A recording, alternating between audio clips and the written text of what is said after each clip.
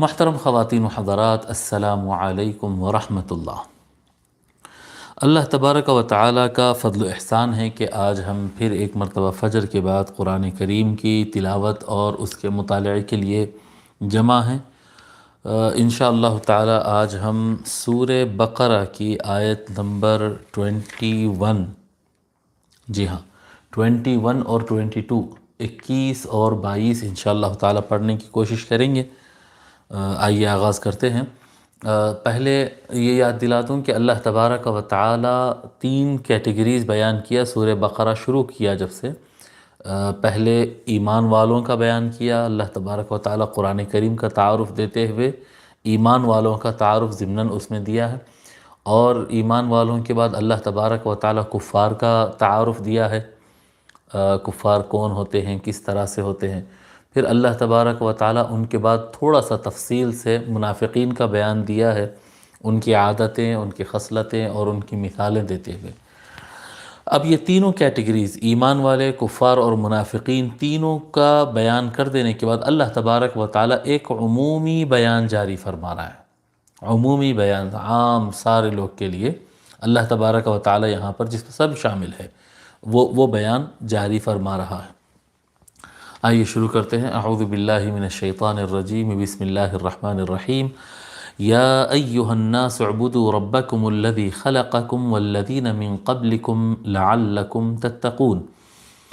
یا ایہا الناس، یا کا مطلب ہوتا ہے اے، اردو میں کہتے ہیں اے، یا انگلش میں کہتے ہیں او، کسی کو بلانے کے لیے جو آواز لگایا جاتا ہے، جی کسی کو بلانے کے لیے، جی جیسے کہتے ہیں اے بچے، اے فوجی، یہ جو بلاتے ہیں وہ عربی زبان میں یا کہتے ہیں اس کو، یا۔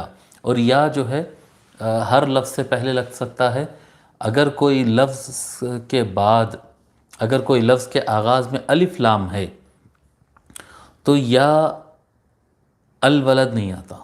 جیسا ولد ہے، ولد لڑکا، آپ ولد کو بلا یا ولد، یا ولد اے لڑکا۔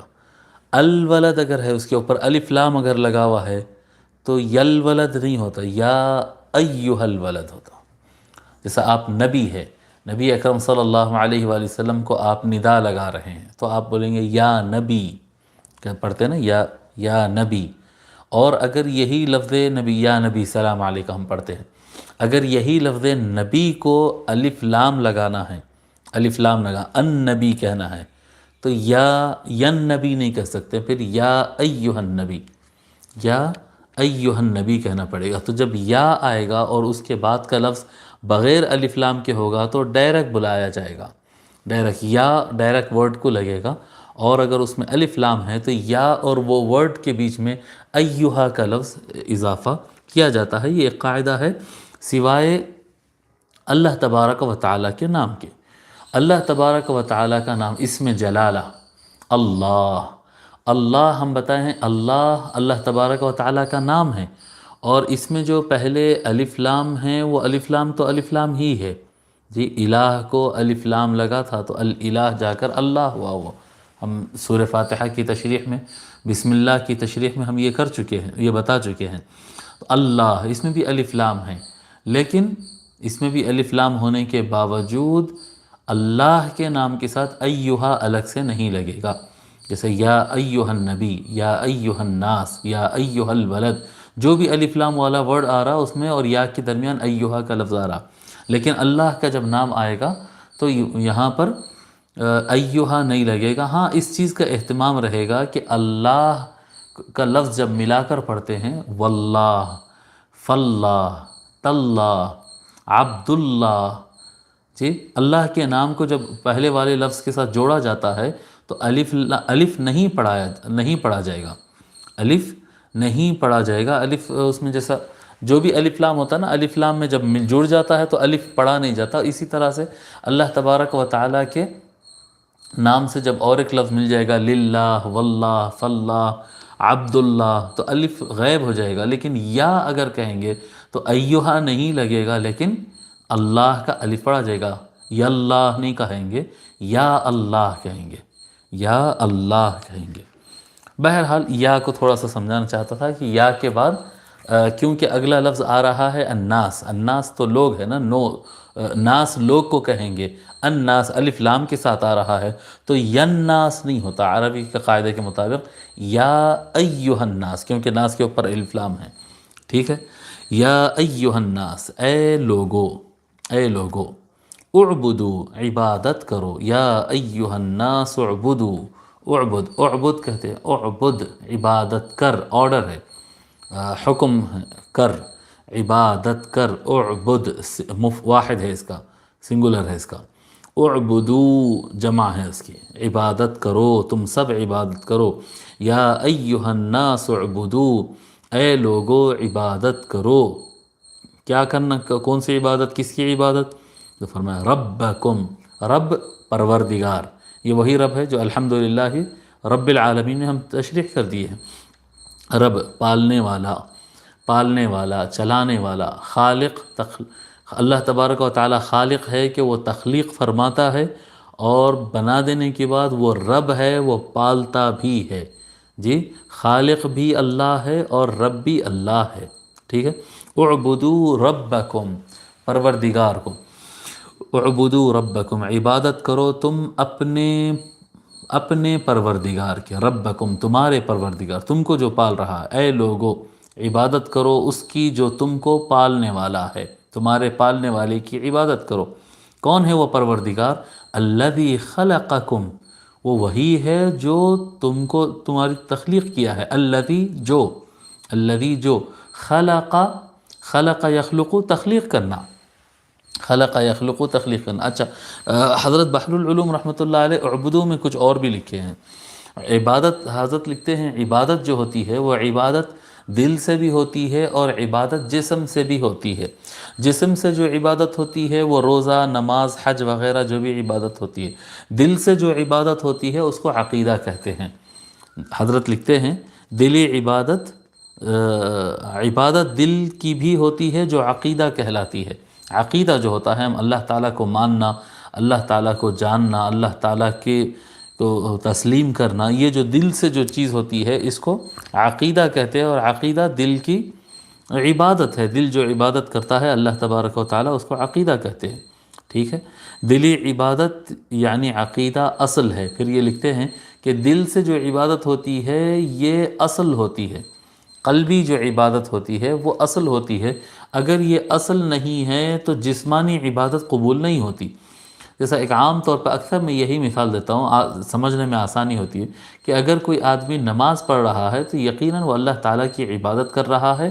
اسے اس کا ثواب ملنا چاہیے، لیکن اگر کوئی بندہ عبادت کر رہا ہے اور اس کے دماغ میں، اس کے دل میں یہ بات ہے کہ لوگ میرے کو دیکھ رہے ہیں تو میں نماز پڑھ لوں تاکہ لوگ مجھے اچھا آدمی سمجھے، اذان ہو گئی ہے اور اب اگر میں نماز نہیں پڑھا تو لوگ تو میرے کو خراب آدمی سمجھیں گے، تو تاکہ لوگ مجھے اچھا آدمی سمجھے اس لیے وہ نماز پڑھ رہا ہے، تو یہ کیا ہو گیا ہے کہ یہ لوگ کو دکھانے کے لیے کھڑا ہے، ریاکاری کے لیے کھڑا ہے، تو اب کیا ہوا، جسم سے تو وہ عبادت کر رہا ہے، اس کا جسم عبادت میں کھڑا ہے، اس کی آنکھ، کان، زبان، تلاوت، رکوع، سجدہ، اس کے گھٹنے، اس کی کمر، سب جسم کا مکمل جو ہے وہ عبادت میں لگایا ہوا ہے، مکمل عبادت میں لگا ہوا جسم ہے، لیکن دل عبادت میں نہیں ہے، بلکہ دل جو ہے پبلک کو دکھانے کے لیے ہے، لوگوں کو دکھانے، عزت کمانے وغیرہ وغیرہ، تو یہ کیا ہے، دل ریاکاری میں ہے، تو کیا اس کی نماز قبول ہوگی؟ نماز قبول نہیں ہوگی، کیوں؟ کیونکہ جسم عبادت کر رہا ہے، دل عبادت نہیں کر رہا ہے، دل عبادت کرنا، دل کیا کہتے ہیں، دل کی عبادت اصل ہے، یہاں پر امام نصفی رحمۃ اللہ علیہ لکھتے ہیں اعبدو ربکم سے کم معنی لکھتے ہیں اپنے پروردگار کی عبادت کرو، یعنی وحدو، اس کی توحید بیان کرو، یعنی اسی کے لیے کرو، جو بھی کر رہے ہو اسی کے لیے کرو، قال ابن عباس رضی اللہ عنہما، پھر امام نصفی جو ہے، امام نصفی رحمۃ اللہ علیہ حضرت عبداللہ ابن عباس رضی اللہ تعالی عنہ کا ایک قول نقل فرماتے ہیں جو قرآن کی تفسیر کرتے ہوئے آپ فرمائیں، کل عبادت فی القرآن ہی توحید، حضرت عبداللہ ابن عباس رضی اللہ عنہ فرماتے ہیں جہاں جہاں قرآن کریم میں عبادت کا ذکر آیا وہ توحید ہی ہے، کل عبادت فی القرآن فہیہ توحید، قرآن میں جہاں بھی عبادت کا ذکر ہے وہ توحید ہی ہے۔ توحید یہاں یعنی دل سے توحید ہوتا ہے، جو کام آپ کر رہے ہیں وہ اللہ کے لیے کرے۔ جیسا کہ کوئی آدمی کھانا کھلاتا ہے تاکہ سامنے والے پر احسان کرے، اس سے اچھے کام نکالنے کے لیے وغیرہ وغیرہ وغیرہ، یہ دنیا ہو گئی۔ سامنے والے کو کھانا کھلاتا ہے کیونکہ دوسروں کو کھانا کھلانا اللہ تبارک و تعالیٰ کو پسند ہے، تو اللہ کو خوش کرنے کے لیے وہ مہمان کا احترام کر رہا ہے، کھانا کھلا رہا ہے۔ وہ اللہ کو خوش کرنے کے لیے والدین کو کھانا کھلا رہا ہے، وہ اللہ تعالیٰ کو خوش کرنے کے لیے اولاد کو اچھا کھانا کھلا رہا ہے۔ ابھی والدین کی کیا کرتے ہیں خیال کرنا بھی اللہ کا حکم ہے، تو اللہ کو خوش کرنے کے لیے والدین کو کھلا رہا ہے۔ بچوں کی اچھی تربیت کرنا، ان کو پالنا کھلانا حکم ہے، اس لیے اللہ کو خوش کرنے کے لیے اولاد کو پال رہا ہے۔ اپنا مقصد نہیں ہے اس کے اندر، اس میں مقصد اپنا صرف اتنا ہے کہ اللہ تعالیٰ کو خوش کیا جائے۔ اور پھر اب فقیر کو کھلائے، امیر کو کھلائے، اپنے بڑوں کو کھلائے، اپنے بچوں کو کھلائے، خود اپنے آپ کو کھلائے۔ خود کھا رہا ہے، کیوں کھا رہا ہے؟ اللہ تبارک و تعالیٰ کا حکم ہے کہ جسم کو جتنی ضرورت ہے اتنا کھایا کرو، وقت پر کھایا کرو تاکہ تم اور اچھے کام کر سکو۔ تو اللہ تعالیٰ کا حکم ہے اس لیے کھا رہا ہے، یہاں تک کہ وہ جانوروں کو کھلا رہا ہے۔ ہر چیز میں جب وہ نیت میں توحید ہوگی تو وہ عبادت ہے، عبادت ہے، عبادت ہے۔ ہر چیز عبادت ہو جاتی ہے اگر دل میں توحید آ جائے تو، اور اگر دل میں توحید نہیں آئے تو پھر وہ عبادت نہیں رہتی۔ جیسے کوئی آدمی کھا رہا ہے، ارے بھائی بھوک لگ رہی، میرے کو تو کھانا چاہیے، بس میں اپنے آپ کے لیے کھا رہا ہوں، سوچتا نہیں آدمی، لیکن کھاتا ہے عام طور پہ اپنے آپ کے لیے، اپنے دل و جان کو کیا کہتے ہیں سکون پہنچانے کے لیے، اپنے جسم کو طاقت پہنچانے کے لیے، اس کو اللہ یاد نہیں رہتا۔ کھانا کھاتے وقت عام طور پر اللہ تبارک و تعالی یاد نہیں رہتا ہے۔ جب اللہ یاد نہیں رہتا ہے تو وہ دنیا کے اعمال میں سے ایک عمل ہے، جائز ہے اس طرح سے بھی کھا لے، کوئی بندہ کھا لے تو کھا لے۔ بزرگان دین اولیاء اللہ کے پاس تو یہ ناجائز ہے، بزرگان دین کے پاس تو یہ ناجائز ہے، لیکن ہم اس لیول کی نہیں، ایک عام لیول کی بات کرتے ہیں۔ تو کھانا کھا لے تو ٹھیک ہے، اس کا حساب دینا ہوگا، اس کا حساب۔ اگر کوئی بندہ بس ایسا ہی کھانا کھا لے تو جتنا بھی کھایا اس کا حساب دینا پڑے گا، اور اگر اللہ کو خوش کرنے کے لیے کھاتا ہے تو اس کا حساب بلکہ اللہ تبارک و تعالیٰ اس پر انعام دے گا۔ کھانا کھائے اس پر انعام مل رہا ہے، کیونکہ اللہ کو خوش کرنے کے لیے کھایا، اللہ کو خوش کرنے کے لیے کھلایا، اللہ کے خوش کرنے کے لیے پہنا، اللہ کو خوش کرنے کے لیے پہنایا۔ یعنی اپنی نیت میں جہاں جہاں اللہ آ جائے گا، اور صرف اللہ کے لیے جب بندہ کوئی کام کرتا ہے، زندگی کا کوئی کام، میں بتا رہا ہوں کہ آدمی سو جائے تکیہ بلینکٹ لے کر سو جائے، لیکن اگر وہ سونے میں اس کی نیت اللہ تبارک و تعالیٰ کو راضی کرنا ہے، اتباع سنت نبی صلی اللہ علیہ وآلہ وسلم اگر مقصود ہو، تو اس کو سونے پر بھی ثواب ملتا ہے کہ وہ عبادت کر رہا ہے۔ کیونکہ اس کے دل میں اللہ آ گیا ہے، توحید۔ تو ہر عبادت، جہاں قرآن کریم میں جہاں پر بھی عبادت کا ذکر آیا، اس سے مراد توحید ہے، ٹھیک ہے۔ اللہ اعبدوا ربکم، تو یہ ہو گیا۔ پھر فرماتے ہیں کہ بد اعمال جو ہے وہ مجرم ہوتا ہے۔ جو آدمی عمل میں غلطی کرتا ہے اس کو مجرم کہیں گے، اس کو سزا ہوگی، مجرم کہے گی۔ اور جو بد عقیدہ ہوتا ہے وہ باغی ہوتا ہے۔ باغی میں اور مجرم میں فرق ہے۔ مجرم کس کو کہتے ہیں؟ مجرم کہتے ہیں ایک ایسا غلط کام کرنے والا انسان جو سسٹم کو صحیح مانتا ہو۔ یعنی جیسا ہندوستان میں ہم رہتے ہیں، ہندوستان کا یہ قانون ہے، ہندوستان ہو، پاکستان ہو، یا جو بھی دنیا کا جو بھی ملک ہو جہاں پر وہ رہتا ہے، دیکھتا ہے کہ یہ ملک کا قانون ہے اور یہ صحیح ہے، اور میں قانون کے خلاف کر رہا ہوں، میں غلط کر رہا ہوں، کر رہا ہے غلط، لیکن غلطی مانتا ہے اپنے اندر، اس کو ایک احساس رہتا ہے کہ میں غلط کر رہا ہوں، یہ میں جرم کر رہا ہوں، میں قانون توڑ رہا ہوں، جی، اس کو کہیں گے مجرم۔ اور ایک شخص ہوتا ہے جو کہتا ہے کہ یہ سسٹم میں مانتا ہی نہیں، یہ قانون میں مانتا ہی نہیں۔ آپ کہیں گے، کوئی شخص اگر کہے گا کہ ہندوستان کے قانون کو میں نہیں مانتا، جی، اگر کوئی شخص کہے گا ہندوستان کے قانون کو میں نہیں مانتا، تو پھر وہ کیا ہوگا؟ جی، اس کو آپ کیا کہیں گے؟ اس کو کہیں گے کہ باغی ہے، یہ وطن کا باغی ہے، یہ ملک کا باغی ہے۔ اس کو اس طرح سے کوئی آدمی تو یہ بدعقیدگی کیا ہے؟ بدعقیدگی بغاوت ہے۔ عقیدہ خراب ہونا یہ اللہ تعالیٰ سے بغاوت ہے، عمل کا خراب ہونا یہ جرم ہے، عمل کا خراب ہونا یہ جرم ہے۔ تو یا ایھا الناس اعبدوا ربکم، اے لوگو اپنے پروردگار کی عبادت کرو، الذی جو ربکم الذی، رب جو ذکر کیا نا، پروردگار کی ہی اور صفت بیان کر رہا۔ کون سا پروردگار، کیسا پروردگار؟ جو خلقکم، خلق یخلق، تخلیق کرنا، پیدا کرنا۔ خلقہ کے دو معنی بتاتے ہیں جی، خلقہ بحر العلوم رحمۃ اللہ علیہ خلقہ کے دو معنی بتاتے ہیں۔ ایک خلقہ ہوتا ہے نہیں سے وجود میں لانا، عدم سے، تھا ہی نہیں جی، نان ایگزسٹنگ سے ایگزسٹ میں لانا اس کو جی، عدم سے وجود میں لانا، نہیں تھا اس کو بنانا، اس کو ایک تخلیق کہتے ہیں۔ اور دوسرا تخلیق کہتے ہیں ایک چیز ایک الگ شیپ میں تھی، اس کو فلاں میجرمنٹ اور فلاں کیا کہتے ہیں شیپ میں لے کر آنا، فلاں ہیئت میں لے کے آنا۔ کسی کو بھی، جیسا کہ آپ کہتے ہیں ہمارے ہاں اردو میں بھی استعمال ہوتا ہے، کلام بڑا اچھا کلام، بڑے تخلیق کار ہے وہ، بڑے تخلیق کار ہے، تخلیق کار، تخلیق کار کے یعنی بڑا زبردست شعر لکھا انہوں نے، کیا تخلیق ہے صاحب، کیا قلم ہے ان کا، کیا تخلیق ہے۔ تو کیا اس سے مطلب یہ ہے کہ الفاظ تو پہلے سے تھے، وہ الفاظ کے ہم ایجاد نہیں ہے، جو آدمی کلام تخلیق کیا ہے وہ کلام کو نئے الفاظ بنایا نہیں، کریٹر آف دی ورڈز نہیں ہے وہ، بلکہ بنے ہوئے الفاظ کو کچھ ایسے ترتیب دیا ہے کہ مزہ آ گیا، کہ مزہ آ گیا، زبردست ترتیب دے دیا، تو اس کو تخلیق کہتے۔ ادبی دنیا میں اردو میں استعمال ہوتا ہے، یہ عربی میں بھی یہ معنی میں استعمال ہوتا ہے کہ ایک چیز پہلے سے موجود ہو لیکن بالکل ایک عجیب الگ ہیئت میں تھی، اس کو ایک بالکل ڈیفرنٹ ہیئت میں لا کر اس کو بنا دینا، تو اس کو بھی تخلیق کا لفظ استعمال اس طرح سے بھی کیا جاتا ہے۔ جیسا کہ حضرت عیسیٰ علیہ السلام اپنے قوم سے فرمائے تھے، انی اخلق لکم من الطین کہیئت الطیر، جی میں تمہارے لیے اخلق کا استعمال کیا، انی اخلق، بے شک میں تخلیق کرتا ہوں تمہارے لیے مٹی سے پرندے کی شکل، میں تخلیق، دیکھو لفظ کیا استعمال کیا، انی اخلق لکم، میں تمہارے لیے تخلیق کرتا ہوں، جی تخلیق کرتا ہوں، خلق کرتا ہوں۔ کیا خلق کر رہے ہیں صاحب، کیا تخلیق کر رہے ہیں؟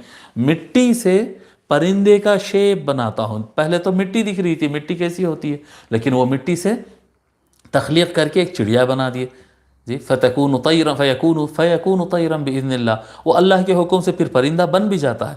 تو پرندہ تو وہ اللہ کے حکم سے بن رہا ہے، پرندہ تو وہ اللہ کے حکم سے بن رہا ہے۔ حضرت عیسیٰ علیہ السلام بِإِذْنِی کا لفظی ہے وہاں پر، میں کر رہا ہوں، تو حضرت عیسیٰ علیہ السلام کے حکم جو اللہ تبارک و تعالیٰ کی اجازت سے وہ دے رہے تھے، اللہ کے تقدیر سے، اللہ تعالیٰ کے قدرت سے، وہ جو اللہ عیسیٰ علیہ السلام حکم دے رہے تھے اس سے وہ پرندہ بن رہا ہے۔ لیکن یہ جو مٹی کی ہیئت میں تھی، وہ مٹی کی ہیئت سے چڑیا کی ہیئت اور پرندے کی ہیئت میں جو آ گئے، یہ کیا لفظ ہے، یہ کیا عمل ہے، اس کو بھی حضرت عیسیٰ علیہ السلام اخلقو کا لفظ استعمال کیا۔ اللہ تبارک و تعالیٰ قرآن میں ایسا ہی بیان کیا۔ تو کسی چیز کو ایک الگ پیمانے میں لا دینا، الگ میجرمنٹ میں لا دینا، الگ کیفیت میں لا دینا، اس کی کیا کہتے ہیں، آپ کہیں یورانیم ہوتا ہے، نیوکلیئر ہوتا ہے، یورانیم ہوتا ہے، نیوکلیئر ہوتا ہے، آئٹم ہوتا ہے، اس کو جو ہے بم میں کنورٹ کر دیا جاتا ہے، بم کی تخلیق ہوتی، بم بنایا جاتا ہے۔ تخلیق بم تو نہیں تھا، وہ یورانیم ہو یا آئٹم ہو، یہ جو چیزیں ہوتی ہیں یہ آلریڈی پہلے سے ایگزسٹ کرتی ہیں، لیکن اس کو کچھ اس طرح سے اس کی تخلیق کی جاتی ہے کہ وہی چیز بم بن جاتی ہے۔ نیوکلیئر ہوتا ہے، نیوکلیئر پاور سے بم بھی بنایا جاتا ہے، نیوکلیئر پاور سے الیکٹریسٹی بھی جنریٹ کیا جاتا ہے، الیکٹریسٹیز بھی جنریٹ کی جا سکتی ہے، کرنٹ بھی اس سے بنایا جاتا ہے۔ تو یہ تخلیق دونوں معنی میں ہوتا ہے، تخلیق نہیں تھا وجود میں لایا، یا تھا اس کو ایک الگ کیفیت میں، الگ ہیئت میں اس کو لے کر آ گیا۔ یہاں پر پیدا کرنا مراد ہو سکتا ہے۔ حضرت قبلہ تو یہی معنی لیے یہاں پر، یا ایھا الناس اعبدوا ربکم الذی خلقکم، اور دونوں معنی یہاں پر بالکل صحیح ہوں گے، یہ معنی لو یا وہ معنی لو۔ یعنی انسان پہلے نہیں تھا، اللہ تبارک و تعالیٰ اس کو وجود میں لایا. یہ بالکل خلقہ کا معنی یہاں پر بالکل وہی ہے. اور وجود میں لانے کے بعد اللہ تبارک و تعالیٰ تو پہلے عالم ارواح میں روح کو پیدا فرمایا، اور ہر انسان موجود تھا اپنے باپ کی پیٹھ میں. جی اپنے سے پہلے اپنے والدین کے اندر، ہر انسان اپنے والدین کے اندر پہلے سے موجود تھا. ایک الگ ہیئت میں تھا، خون کی ہیئت میں تھا، نطفے کی ہیئت میں تھا، جو بھی ہیئت میں تھا وہ پہلے اپنے والدین کے اندر موجود تھا خون کے طور پر. پھر اس کے بعد خلقکم، اللہ تبارک و تعالیٰ اسی نطفے سے جو ہے کیا کہتے ہیں جوگ جیسا، علقہ جیسا بنا دیا، پھر مضغہ جیسا بنا دیا، جی گوشت جیسا بنا دیا، پھر اس میں ہڈی بنا دیا، پھر ہڈی کے اوپر گوشت چڑھا دیا، پھر انسان. تو یہ تخلیق کیا اللہ تبارک و تعالیٰ، یہ حد سے یہ حد میں تخلیق. تو تخلیق نہیں تھے اس کو بنایا، یہ بھی اللہ تبارک و تعالیٰ خالق ہے. اور جو شیپ تھا وہ نیا شیپ، نیا روپ اس کو دے دیا، یہ تخلیق بھی اللہ تبارک و تعالیٰ نے فرمایا. اعبدوا ربکم الذی خلقکم یا ایھا الناس اعبدوا ربکم الذی خلقکم، اے لوگو عبادت کرو اپنے اس پروردگار کے جس نے تم کو پیدا کیا، تم کو پیدا کیا. والذین من قبلکم، والذین اور الذین جو، الذی اور الذین دونوں جو ہے، الذی واحد کے لیے ہے، الذی خلقکم آیا دیکھو، الذی اللہ کی طرف اشارہ ہے، ایک ہے اللہ تعالیٰ تو الذی. اور والذین من قبلکم، اور ان کو بھی تخلیق کیا جو تم سے پہلے ہے، تم سے پہلے تو یہ زیادہ ہے، تو الذی واحد کے لیے ہے اور الذین جمع ہے. اعبدوا ربکم الذی خلقکم، اپنے اس پروردگار کی عبادت کرو جس نے تم کو پیدا کیا. والذین اور ان کو بھی پیدا کیا، من قبلکم قبل پہلے سے، من سے، من قبل پہلے سے، من قبلکم تم سے، تم سے پہلے سے. یعنی اللہ تبارک و تعالیٰ تم کو بھی پیدا کیا اور تم سے پہلے والوں کو بھی پیدا کیا. اس پروردگار کی عبادت کرو. لعلکم تتقون، تاکہ تم تقوی حاصل کرو، تاکہ تم متقی ہو جاؤ. اعبدوا ربکم الذی خلقکم والذین من قبلکم لعلکم تتقون، اپنے اس پروردگار کی عبادت کرو جو تم کو پیدا کیا اور تم سے پہلے تم کو اور تم سے پہلے والوں کو بھی پیدا کیا، تاکہ تم تقوی والے ہو جاؤ. تقوی والے ہو جاؤ، پرہیزگار ہو جاؤ، غلطی میں پڑنے سے بچ جاؤ. جو آدمی پرہیز کرتا ہے وہ غلطی سے بچ جاتا ہے. دیکھو پرہیز میں اور اجتناب میں فرق کیا ہوتا ہے کہ ایک آدمی یہ لائن ہے، سمجھو آپ یہ لائن ہے، یہ لائن ہے. اب یہ لائن کو اگر کوئی کراس کرتا ہے تو یہ حرام میں داخل ہو گیا. لائن کراس کرنا یہ حرام میں داخل ہو جانا ہے. اب یہ ہے تو کوئی آدمی آتا ہے اور یہاں تک آ کر واپس جاتا ہے تو وہ حرام تو نہیں، حرام میں تو مرتکب نہیں ہو رہا ہے. جی میں اپنا ہاتھ ہلا رہا ہوں، مجھے یہ پینسل سے آگے نہیں جانا ہے، جی یہ دیکھو میں حرام کا مرتکب نہیں ہو رہا ہوں. مگر جب اتنا قریب تک جاتا ہوں تو کبھی غلطی سے آگے بڑھ بھی جا سکتے ہیں. آگے کبھی جب آپ ایسے کرتے تو آگے بڑھ جانے کا امکان بھی رہتا ہے. تو تقویٰ کس کو کہیں گے؟ تو جو چیز آپ کو یہاں پر رکنا ہے آپ تھوڑا پہلے رک دیجئے. اب دیکھیے اس کے اندر جانے کا کوئی امکان، لائن کے اس پار ہونے کا امکان نہیں، یعنی خطرے کے قریب تک جا کے واپس نہیں آنا. آپ دیکھیں پہاڑوں کے اوپر یا دیواروں پر، اونچے منزلوں پر جب بالکنی لگائی جاتی ہے تو وہاں پر جو ہے اس سے آگے نہیں جانا ہوتا. تو کیا کرتے ہیں، جس سے آگے نہیں جانا ہوتا ہے اس سے 1-2 فٹ پیچھے ہٹا کر بالکنی اٹھاتے. حالانکہ یہاں پر بھی آپ اگر قدم رکھیں تو گریں گے نہیں، لیکن احتیاط اس کو کہا جاتا ہے کہ تھوڑا پہلے رک جاؤ، تھوڑا پہلے رک جاؤ. تو یہ پرہیزگاری ہوتی ہے. تقویٰ پرہیزگاری کے معنی میں ہوتا ہے. تو اے ایمان والو، تم اللہ اپنے پروردگار کی عبادت کرو جس نے تم کو اور تم سے پہلے والوں کو پیدا کیا، تاکہ تم تقویٰ کی راہ اختیار کرو. آپ کہیں گے کہ یہاں پر یہ معنی پورا پرفیکٹ نظر نہیں آ رہا ہے. تو یاد رکھو کہ تقویٰ کا ایک اور معنی بھی ہے. تقویٰ کا معنی ہے تاکہ تم محفوظ ہو جاؤ. محفوظ ہونا، پرہیزگار ہونا، پرہیزگاری کا راستہ اختیار کرنا، یہ بھی تقویٰ ہے. اور محفوظ ہونا، یہ اس کو بھی تقویٰ کہتے ہیں. لعلکم تتقون، تاکہ تم بچ جاؤ، تاکہ تم محفوظ ہو جاؤ، تاکہ تم تقویٰ کی راہ اختیار کرو اور تاکہ تم محفوظ ہو جاؤ.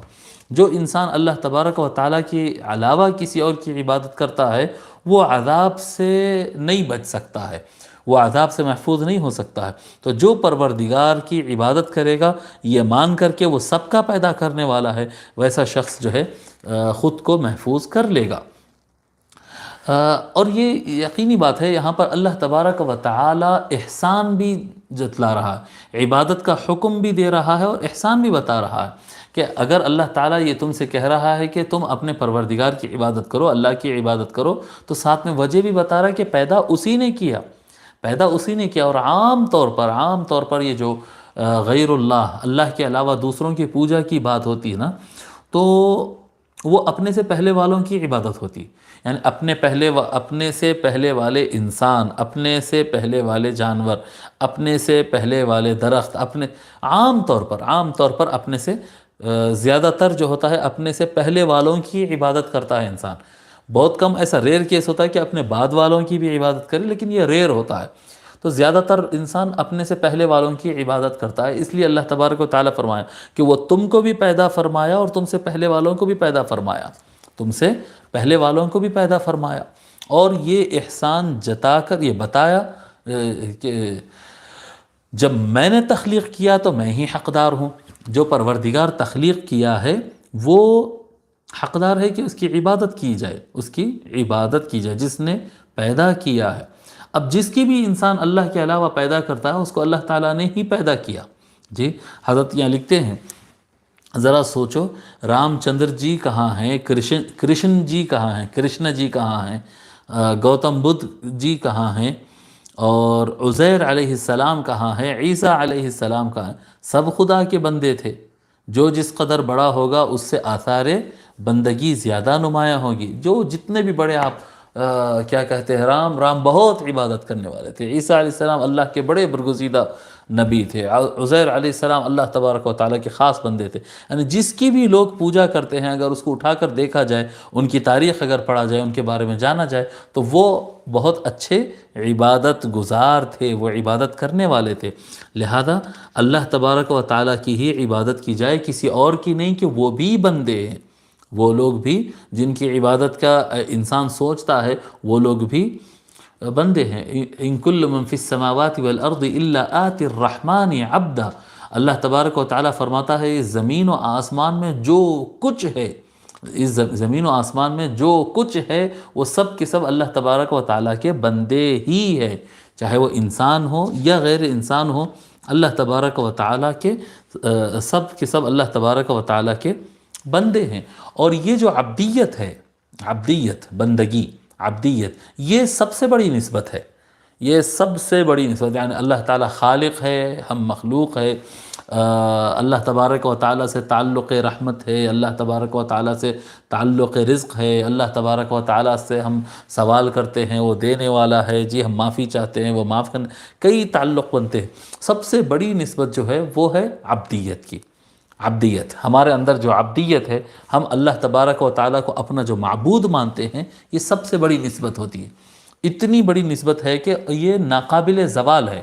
مثال کے طور پہ کوئی بندہ ایمان لاتا ہے تو اللہ پر ایمان لاتا ہے، بندہ مؤمن ہے، اللہ تعالیٰ مؤمن ہے، جی تو اللہ تبارک و تعالیٰ کی وہ مؤمن جو ہے، اللہ تبارک و تعالیٰ کی وہ عبادت کرتا ہے، اللہ تبارک و تعالیٰ کو مانتا ہے۔ اگر کوئی شخص اللہ تبارک و تعالیٰ کا انکار کر دے تو وہ مؤمن نہیں رہا، تعلق اللہ تبارک و تعالیٰ سے تعلق ایمان تو ختم ہو گیا۔ جی اگر کوئی شخص ایمان نہیں رکھتا ہے، تعلق ایمان ختم ہو گیا، لیکن اس کے نہیں ماننے سے وہ بندہ باقی نہیں رہتا، ایسا نہیں، وہ بندہ تو ہے، وہ بندہ تو ہے۔ اچھا، اللہ تبارک و تعالیٰ کسی پر وحی نازل فرما دے تو وہ نبی و رسول ہو جاتا ہے، اس کے اندر اس کے اندر رسالت آ گئی ہے، لیکن رسالت رہے تب بھی وہ بندے ہیں اور رسالت نہ رہے تب بھی وہ بندے ہیں۔ وہ مؤمن رہے تب بھی بندہ ہے اللہ تبارک و تعالیٰ کا، اور وہ مؤمن نہ رہے تب بھی وہ اللہ تعالیٰ کا بندہ رہتا ہے۔ تو بندگی ایک ایسی نسبت ہے جو سب سے مضبوط اور سب سے بڑی ہے۔ حضور اکرم صلی اللہ علیہ وآلہ وسلم اللہ کے بندے ہونے پر فخر کرتے تھے۔ حضور اکرم صلی اللہ علیہ وآلہ وسلم جس چیز پر فخر کرتے، سرکار تو فخر نہیں فرماتے تھے نا، جی کیا کہتے ہیں، انا اکرم الاولین والآخرین ولا فخر والآخرین ولا فخر۔ حضور صلی اللہ علیہ وسلم فرماتے ہیں میں سارے جہاں میں جو ہے سب پہلے آنے والے اور سب بعد میں آنے والے سب سے زیادہ اللہ تبارک و تعالیٰ کے نزدیک بزرگ ہوں، اللہ تعالیٰ کی نظر میں سب سے بڑھ کر ہوں، ولا فخر، اور اس بات پر فخر نہیں ہے جی۔ لواء الحمد یومئذ بیدی ولا فخر، قیامت کے دن جھنڈا میرے ہاتھ میں رہے گا لیکن کوئی فخر کی بات نہیں۔ حضور اکرم صلی اللہ علیہ وآلہ وسلم کوئی بات بھی بطور فخر کی پیش نہیں کرتے۔ اگر حضور صلی اللہ علیہ وآلہ وسلم کہیں فخر کرتے ہیں، پراؤڈ فیل کرتے ہیں، فخر کہتے ہیں نا پراؤڈ فیل کرنا، خود کے لیے پراؤڈ فیل کرتے ہیں، فخر محسوس کرتے ہیں، تو ایک چیز میں کہ میں اللہ کا بندہ ہوں، یہ جو بندگی ہوتی ہے اسی پر حضور اکرم صلی اللہ علیہ وآلہ وسلم فخر فرماتے تھے۔